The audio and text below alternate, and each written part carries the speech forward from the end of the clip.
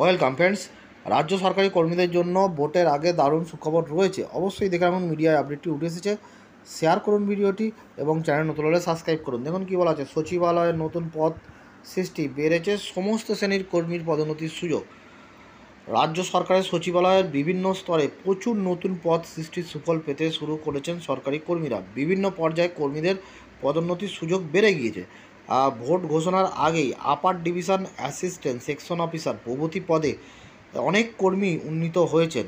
পরবর্তী পর্যায়ে পদোন্নতির জন্য head assistant, UDA, lower division assistant প্রভৃতি পদের কর্মীদের গ্রেডেশন লিস্ট তৈরি করে রেখেছে কর্মীবর্গ ও প্রশাসনিক সংস্কার দপ্তর। সচিবালয়ের একজন কর্মী এলডিএ পদে যোগ দিয়ে এতদিন যুগ্ম সচিব পর্যন্ত উন্নীত হতে পারতেন। এখন রাজ্য সরকার অতিরিক্ত সচিব পর্যন্ত পদে তাদের পদোন্নতির সুযোগ দিয়েছে। সাধারণ কর্মীদের জন্য অতিরিক্ত সচিবের 10টি পদ সৃষ্টি করা হয়েছে। তাছাড়া যুগ্ম সচিব, উপসচিব, সহ সচিব, ওএসডি, রেজিস্ট্রার, এসও প্রভৃতি নতুন পদ সৃষ্টি করা হয়েছে। যুগ্ম সচিবের 10টি, উপসচিবের 36টি, সহ সচিবের 38টি, ওএসডির 92টি এবং এসওর 130টি অতিরিক্ত পদ সৃষ্টি করেছে নবান্ন। তার ফলে এলডিএ পর্যায় থেকে কর্মীদের পদোন্নতির সুযোগ বেড়ে গিয়েছে। ফেব্রুয়ারি মাসে এক দফায় 743 জন এলডিএ থেকে ইউডিএ পদে উন্নীত হয়েছেন। একসঙ্গে 31 জন এইচএ ওই সময় সেকশন অফিসার হিসাবে পদোন্নতি পান। কিন্তু রাজ্য সরকারের ডিরেক্টরেট ও আঞ্চলিক পর্যায়ে অফিসগুলোতে কর্মীদের পদোন্নতির সুযোগ এখন খুবই কম।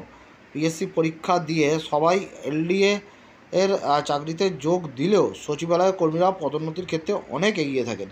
যদিও মোট সরকারি কর্মীদের মধ্যে ডিরেক্টরেট ও আঞ্চলিক অফিসের কর্মীদের সংখ্যা 95% বেশি।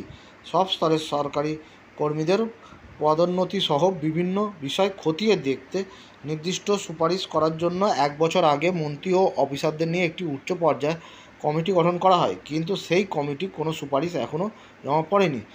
আর চলতি ভোটের পর কমিটির সুপারিশ জমা পড়বে বলে আশা আছে কর্মী মহলে।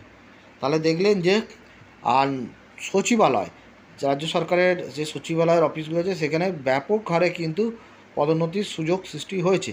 এলডিএ থেকে ইউডিএ, ইউডিএ থেকে এইচএ, এইচএ থেকে সেকশন অফিসার, এবং বলা হচ্ছে একজন এলডিএ পদোন্নতি পেতে পেতে সে লাস্টে অতিরিক্ত সচিব পর্যন্ত যেতে পারবেন। কিন্তু আঞ্চলিক বা যেগুলো আঞ্চলিক অফিস বা ডাইরেক্টরেট অফিস আছে সেখানে কর্মীর সংখ্যা বেশি, সেখানে কিন্তু এই সুযোগ খুবই কম, যেটা সচিবালয়ের কর্মীদের ক্ষেত্রে পদোন্নতির সুযোগ অনেক বেশি।